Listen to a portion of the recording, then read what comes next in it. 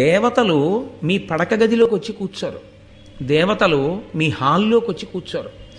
దేవతలు ఎక్కడికి వచ్చి కూర్చుంటారో తెలుసా అండి? అందరూ మీరు పూజ చేసేటప్పుడు ఆవాహయామి అంటే వస్తారు. మీరు నైవేద్యం పెడితే కంటితో చూసి వెళ్ళిపోతారు. అంతే, దృష్టిపాతమే చేస్తారు, తినరు దేవతలు. ఇంటి నైవేద్యాన్ని, మీరు ఇంట్లో పెట్టే నైవేద్యం ఏదుందో దాన్ని దేవతలు తినడం అన్న విషయాన్ని వేదం అంగీకరించలేదు. అలా లేదు ప్రమాణం, అలా తినరు.